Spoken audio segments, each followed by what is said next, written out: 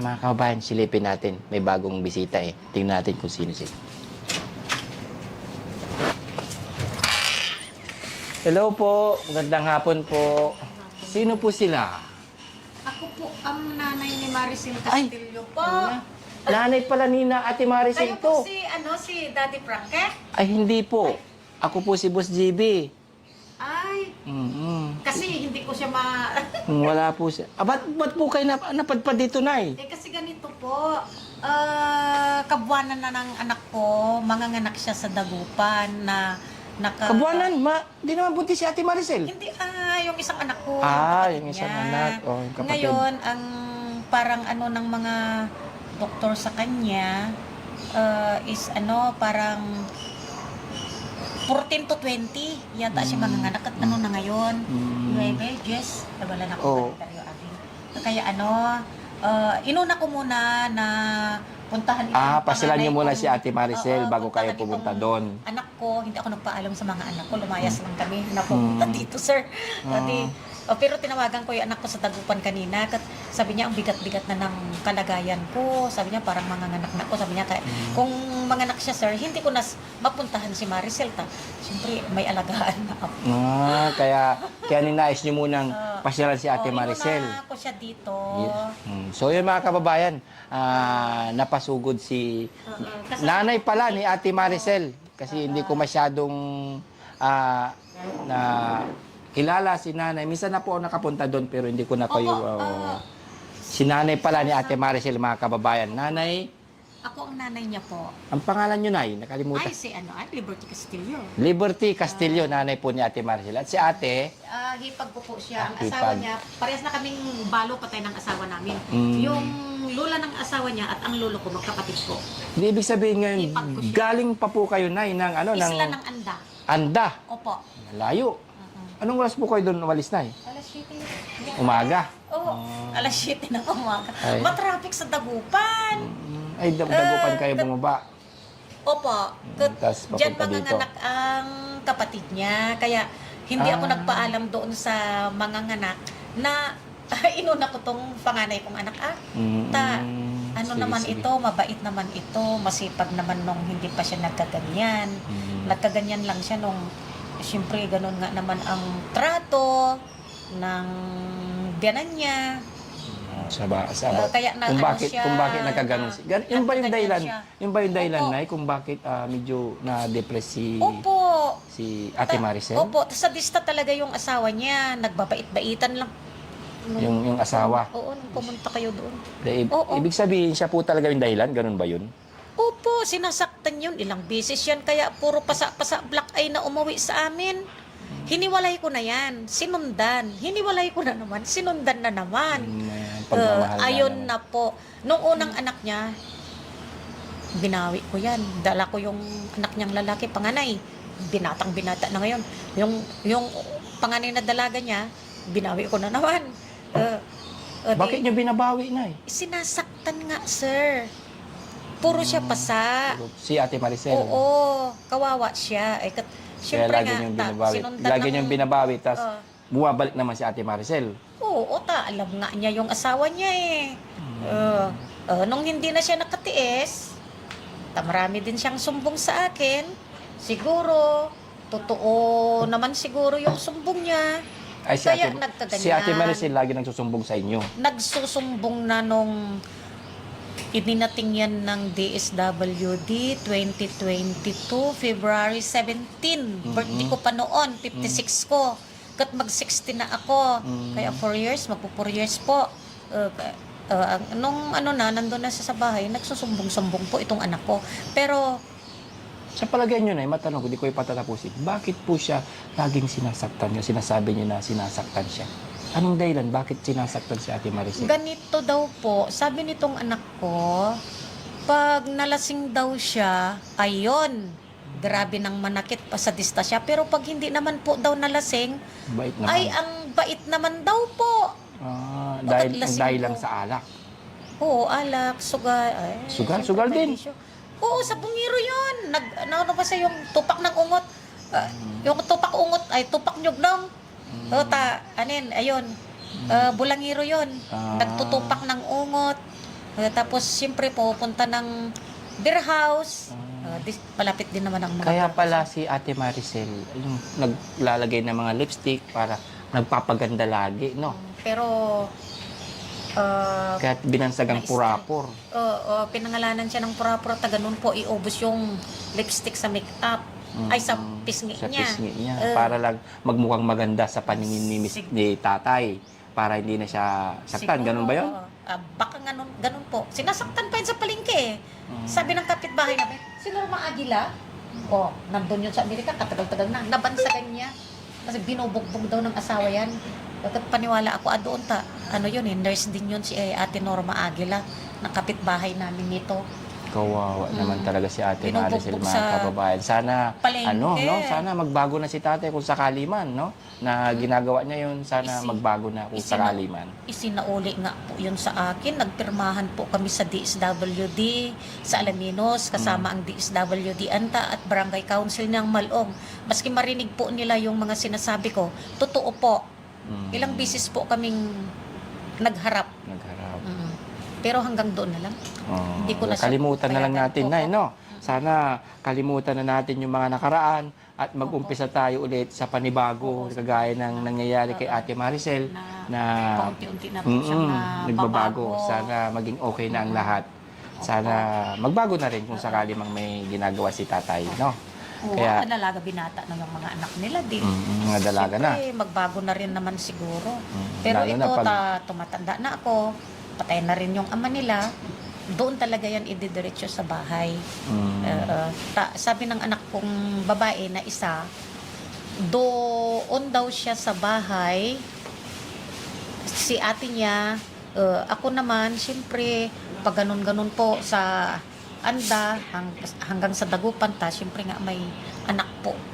Siyempre, magtrabaho po naman yung anak ko. Unang baby niya yung buntis ngayon. Kaya siyempre, alagaan ko rin naman yung anak ko. Ayoko po para wala silang masabi. Alagaan ko rin naman yung isang apo ko sa Apayao, Kalinga. Para wala silang masabi. Ito mapagmahal na ina, no? Dilaga na yung mga anak niya, hindi na sila alagaan, kundi bantayan na lang sila. Baka may manligaw ko, maasawahan ng hindi so bata pa sila. Sana hindi magaya itong nila na nag-aaral pa sir eh. Ayun na. Si nanay ni Ate Maricel, mga kabayan, bigla pinasyalan si Ate Maricel. Tawagin kaya natin si Ate Maricel, no? Opo, gusto. Kuya GC, pwede bang patawag si Ate Maricel? Yun. Merienda muna. Parang kayo din po yung pumunta sa bahay. Oo. Ito namang hipag po, sinamahan ako. Palaging sumasakit na ang puso ko. Ay sinamahan ako, naman na nagbiyahe kat may... ano nyo? Ano nyo, Nay? Hipag ko siya. Hipag. Anong pangalan? Kanina pa tayo nag-usap, di ko para tanong pangalan. Anong pangalan ni Nanay? Feliciana, si Reyes po. Feliciana. Yan. Nakapasyal po kayo dito sa shelter ni Daddy Frankie. Yan. Dito po, dito po kami dinadala ang mga inaalagaan namin katulad nila Ate Maricel. Diyan pa sila Ate Tinting, Kuya JR. Yan. Si Ate Maricel sana. Ate Maricel! Minsan ko lang naman, 2 beses ko lang naman nakita yung bata. Yung politika mo, eh? Wow! Happy si Ate Maricel. Dito ka Ate Maricel, tabi kayo ni Nanay. Pahabaan mo naman anak yung short mo Paborito niya yung mga ganyan. Sir, ganyan siya talaga buhat nung batang-bata pa buhat. Hindi ka ba nagbi-bless ka kay Nanay? Ay, grabe ning. Sobra na taba mo. Ganyan po siyang manamit buhat nung makalakad na siya. Talagang ayaw niyang magpalda ni magbistida. Talagang short lang palagi. Short lang palagi. Talagang hindi yan nagpapalda, sir. Iwan ko ba sa batang ito? Talagang short pan palagi. Merienda kayo ni Nanay. Sabayan mo si Nanay magmerienda. Sabayan mo si Nanay. Ano yan, kaibot na.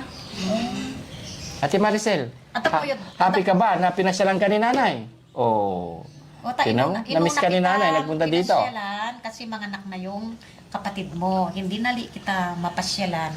Siyempre, may bata na, may sanggol. Siyempre, alagaan ko naman alagaan ko si Sakira. Nung nanganak ka rin, pinupuntahan rin kita, pero hindi nga ako makatagal doon sa inyo. Ganun nga, grabe yung biyanan mo. Mga anak kayo na may. Kay hindi pa. Ay, Mabigat kaya- na daw yung tiyan niya, sabi niya kanina. Pero hindi ako nagpaalam na dumiretso. Nung nandun na kami sa dagupan sa Nay. traffic. Na-miss mo si Ate Maricel. Opo. Oh, payakap nga ng isa para ano. Yakapin mo si nanay, yakapin mo rin. Pero Yakapin mo si sabihin nanay. na, Yakapin mo na si nanay. Ano yun? Sa kabila yun? Ano yun? Uy, pinakulay mo yata yung buhok mo ah. Noon. Saan? Dito na? Nay, papayakap nga kay Ate Maricel. Yan. Ayusin mo, inin mo ah. mm. May panda ka ta. Doon ka na didiretso sa bahay ta. Wala akong kasama. Pag ganun-ganun ako, ta siyempre mga anak yung kapatid mo na Yakap mo, Nay. Doon ka sa bahay. Yakap mo si Ate Maricel. Para wala kang may mga pagluto na naman doon. May mga gamit naman doon na gamitin mo di ano, kunin mo yung Kiss mo nga si nanay. Di mo ba na-miss? Matagal kayo hindi nagkita? Miss ko. Oo, na-miss mo si nanay. O di kiss mo pala. Ganun ako, yung nanay ko, kinikiss ko yun. Sige na, gawin mo na. Gawin mo na, kiss mo si nanay. Sarap, di ba? Yun mga kababayan. Ganyan. Kapag mo naman anak yung ay. Ganyan po ang ano, talagang matagal na hindi nagkita. Ay. Namiss niya si nanay. Ay, dumating kami ng palengke ng sa harap ng palengke ng Malasike. Nakita ko yung Bureau of Fire. Nagtanong kami doon sa mga Bureau of Fire. Tapos nag-ano sila ng tricycle. Ayun nga, yung tricycle na nagdala sa amin dito, yun ang nakakaalam dito sa Barangay Aliaga. Sabi niya, sabi ko Alaga, hindi ko makalimutan Barangay Alaga. Ate Maricel, happy ka ba na pumunta dito si nanay? Alam mo ba na pupunta siya dito? Hindi. Wala talaga kaming kaalam-alam mga kababayan. Nabigla po ang Team Daddy Frankie. Number na binigay nila sa akin, 11 number yun, naabura yung isang Nabura. number, 10 number na lang, di wala na. Nabigla po kami na sa pagdating ninyo kaya kanina nagpunta. Pag may pinupuntahan po ako, sir, hindi po ako nagpapaalam. Hindi ako magpaalam sa mga anak Kaya, ko. Basta biglaan, papunta na Hindi ako. po namin alam na na para bigla talaga kami. At saka hindi na po Ngayon, kami talaga, hindi na kami makapunta ka. Nabura nga yung binigay niyang number. Kaya happy ka ipalista na, ko- Happy ka na, Ate Maricel? Kaya ipalista ko ulit yung number ni Yan, Sir Coke Sam. Nay. Inom kayo, Coke Nay. Te, inom kayo, Coke. Para ano, Sige na. ipalista ko ulit. Ate Maricel, kain ka. Kung napasyal kami dito. Okay lang yun, Kasi po talagang mga Judith na kasi talaga ng hanggang 20 ang niya, araw niyang manganak. Sabi ko, ilang araw na lang. Nervous ako, sir, hindi ako makatulog. Iniisip ko yung manganganak. Ito naman hindi ko na iniisip maganda naman ang kahinatnan niya dito. Kaya hindi ko siya iniisip. Pero namimiss ko po. Talagang sinadya ko po talagang pumunta dito. Sabi ko, tingnan ko nga kung talagang na siya, magaling na siya. Okay na nga siya po, magaling na po siya. Sabi ko, Nay, ano siya, Nay?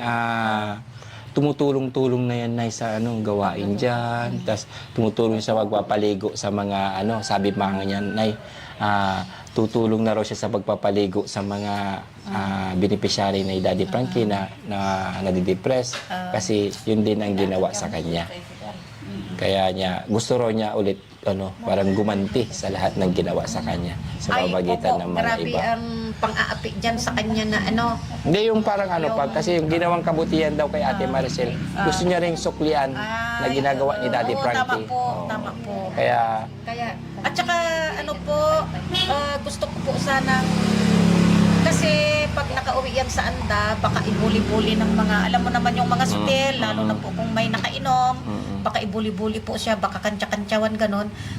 Kung pwede po, maski dito na lang po siya magtrabaho sa inyo. Para Agawid ako to maya tayo ipon ko tanda nila maya dito. dito ka na lang. kasi Nay, Ay, agawid ka na. Agawid ako nito. gusto nyo pa, Nay, na dito muna siya. Opo, muna, sir. dito muna siya. Para hindi siya ibuli-buli, baka Agawid ako nito. Ulit maya dito. Kasi, kailan ba Sam yung yung schedule niya na sa ngipin na para matapos na? This week. Kasi this week na schedule siya na para matapos na yung niya, yung mga ngipin niya, para maging okay na lahat. Pustiso. Oo.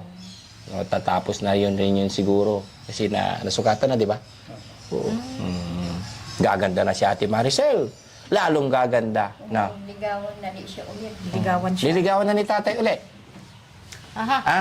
Liligawan na ni tatay ulit. Ang tanong ko, babalik ka sa asawa mo? Hindi, uuwi ako doon. Uuwi ako doon. Ayaw mo na kay tatay? Para Bakit? pagsuyuin ka ulit ni tatay? Bakit na... Bibigyan ka niya ng bulaklak. Hindi. Bibigyan ka ng chocolate sa bulaklak ni tatay. Kasama yung si mga anak mo. Nainis siguro to nung Oh. nagdala siya ng Anong babae sa gagawin mo? SWD. Para mabuo. Ayaw mo mabuo yung pamilya, Ate Maricel? Matapang yung matanda. Kung sakali man magbago si tatay, di ba? Mabuo na yung pamilya. Para maging happy na. Okay lang sa'yo? Uuwi ako doon sa anak pagkatapos ko sa Kuya Jimmy. Ayaw mo pala babalik doon. Wala na talaga, sir. Talagang ayaw na niya.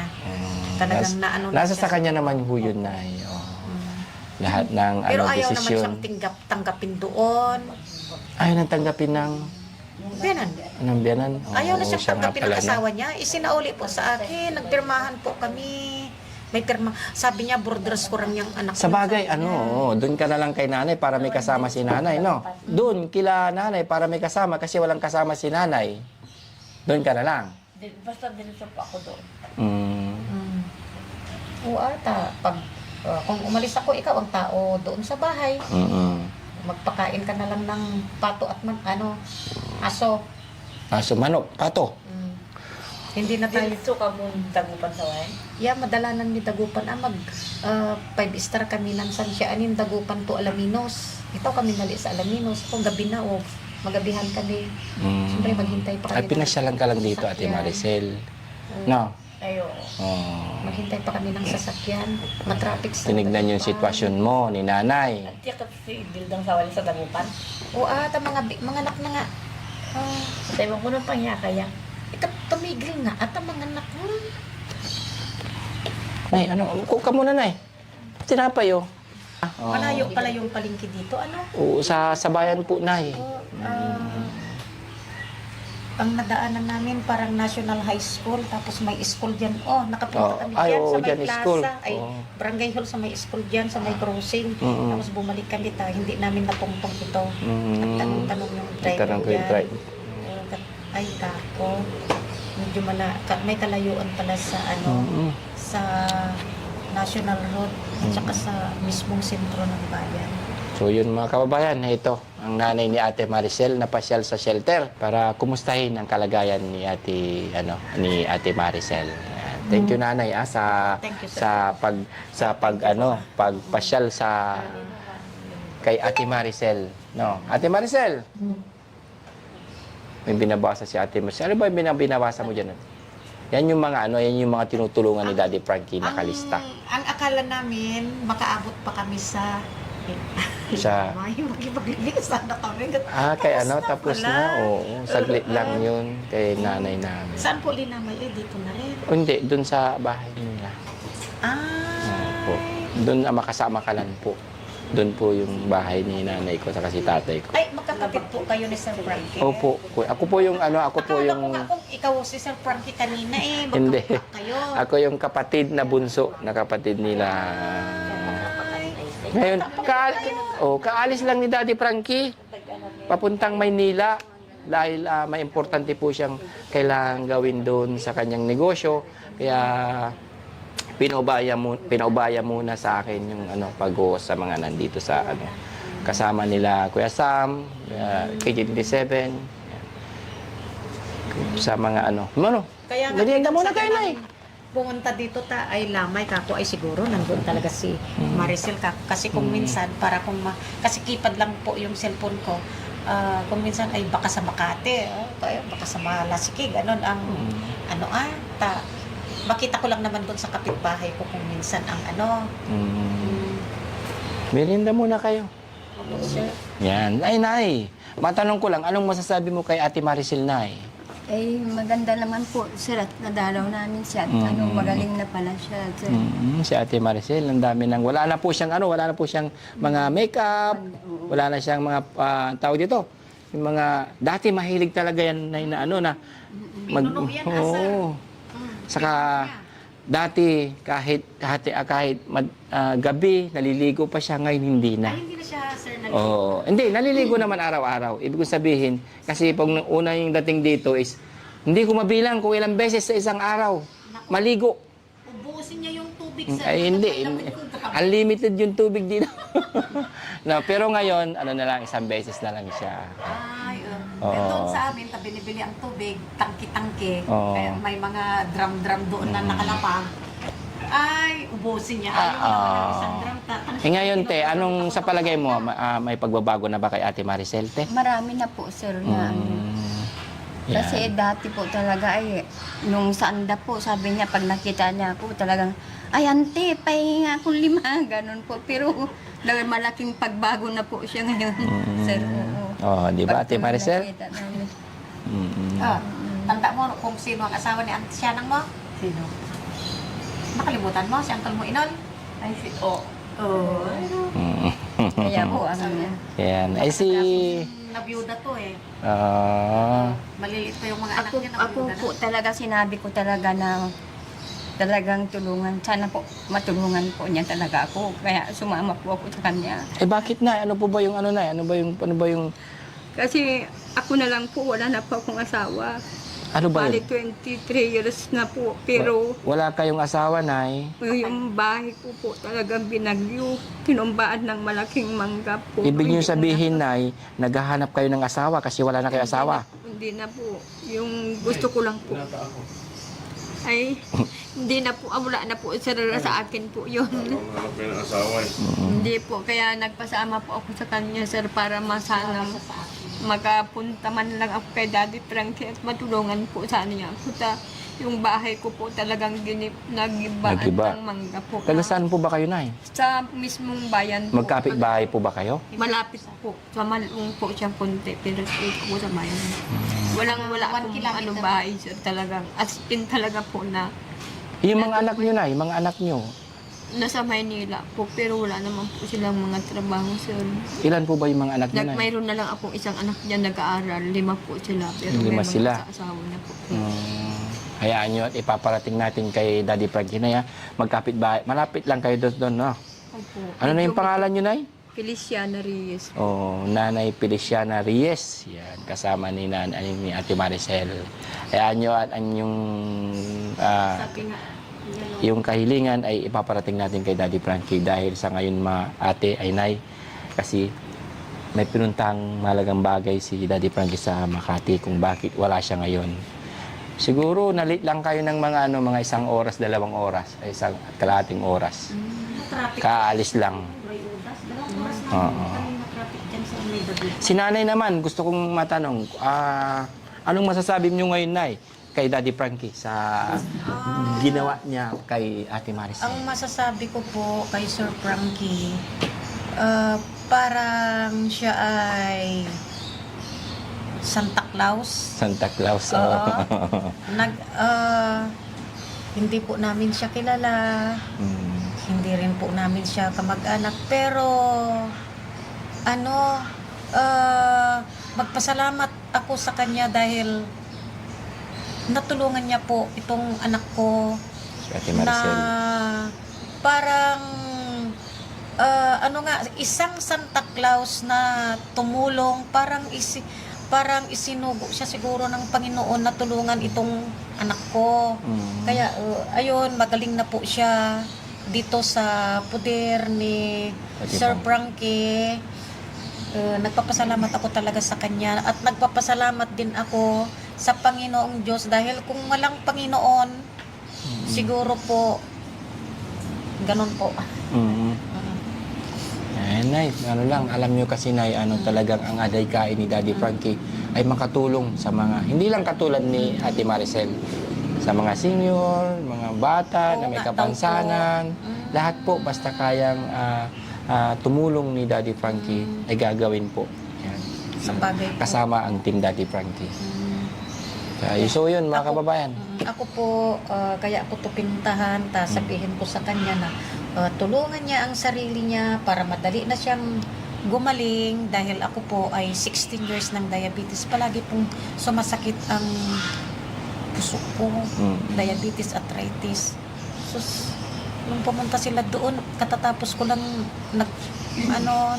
galing na naman sa doktor. Palagi ako sa doktor. Araw-araw nagmi-maintenance para haba-haba pa ang buhay. Sir, pero pag talagang bawiin na ng Panginoon, walang magagawa.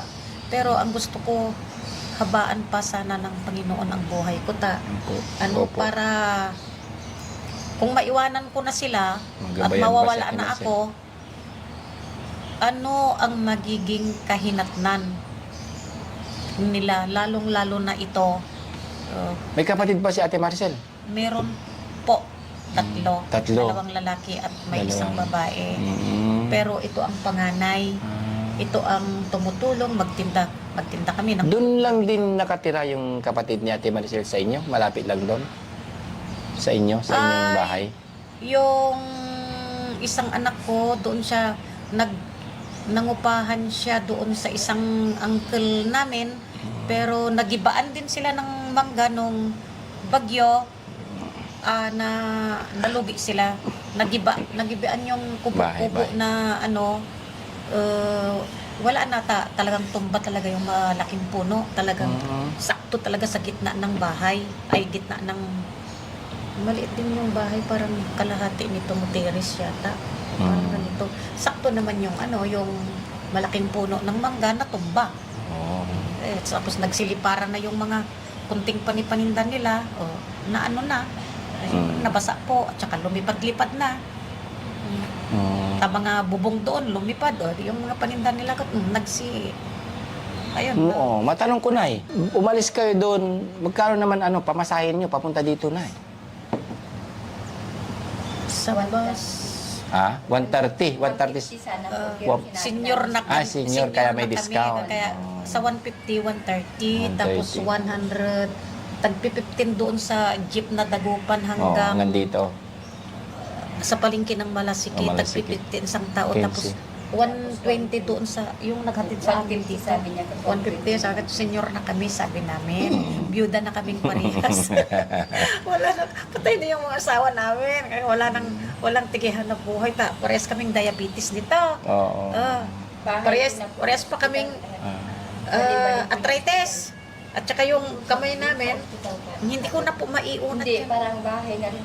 Wala na, hindi ko na maiganon yung... Ano yan, Nay? Ang gagawin na exercise lagi tuwing umaga. Oo nga, sir. Para iganito mo, pang close Sa open. sobrang dami ng trabaho, siyempre tatay na ako, nanay pa ako, may isa na Medyo ako sa bahay. namagaatan na no?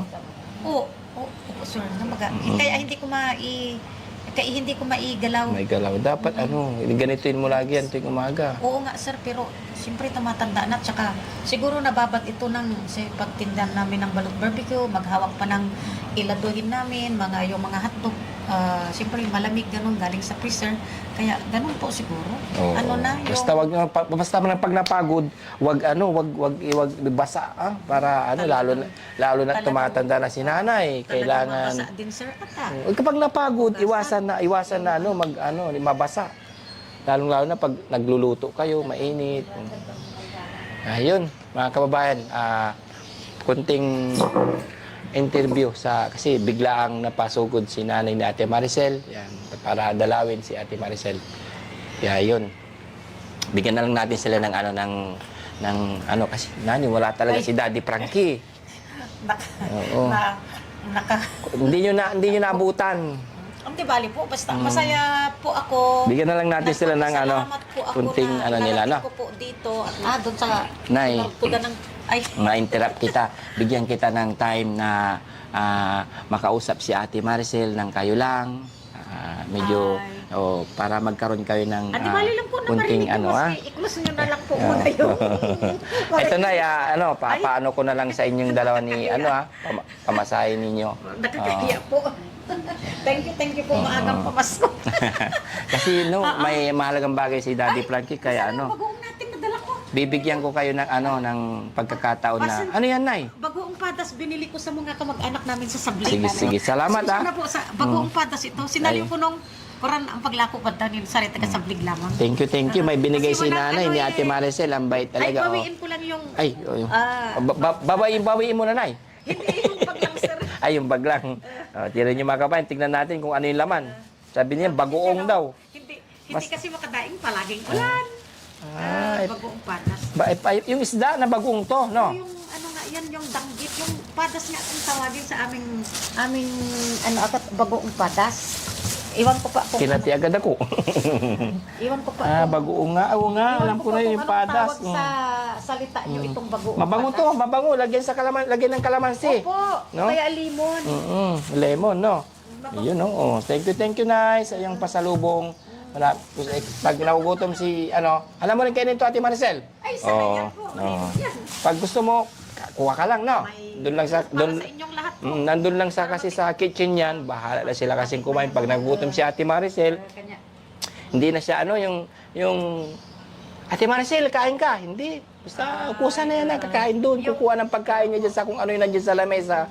Siya nang bahala lahat. Yung Hindi kagaya dati. yung masasabi ko po sa kanya, yung kung talagang magaling na siya, magtinda-tinda na lang siya doon po sa harapan ng bahay. Yung sa Hindi, bahay, huwag na no? po siyang pupunta doon sa palengke, malapit lang naman para hindi na siya magbayad. Doon na lang Sa inyo, no? O, sa Tapos harap, no? Titinda na lang sa mga barbecue, no? Magpakarot po tayo ng hanggang baywang ta. Pinakawalan namin ng hito, dalag, alokape, at saka tilapia. Yung bukid nga, yung kangkungan. At malalaki na sila. Dilagyan na naman, lagyan di Niya natin. to rito ako sa gamit ko sa puri nanay, sabi ko, Yan ang hindi ko alam na. Kung tingnan mo lali, Pag ano? Sige, bigyan natin sila mga kababayan ng time para makapag-usap. Yan, off cam muna natin para masinsinan yung nilang dalawa. Wala Yan. po akong ibang Sige masasabi po, kung Nay. magpagaling siya. O sige, sabihin mo yan nang wala Tapos, nang para wala sa camera. Maalagaan niya rin yung tatlo niyang dalaga, na mga Mm-mm. dalaga na po. Baka ligawan ng maaga. Oo. Mamaya nakapag-asawa ng... Sige po, Nay, usap na lang muna kayo dyan, Nay, ha? Kain kayo ng tinapay. Yan, mga kababayan, binigyan natin sila ng konting pagkakataon na magkapag-usap ng masinsinan sila ni Ate Maricel at ang kanyang nanay dahil ilang buwan po din po silang hindi nagkita. Kaya, so yun, maraming salamat. At sa walang sawa ninyong suporta, lalong-lalo na sa ating premiere tuwing 7:08 po ng gabi, ay nandun po lahat ng mga gandang fresh na video ng Daddy Frankie. Thank you so much sa walang sawa ninyong suporta. At lalong-lalo na sa mga sponsor natin, hindi ko na po babanggitin. Maraming salamat po sa walang sawa ninyong suporta. Bye-bye. Thank you.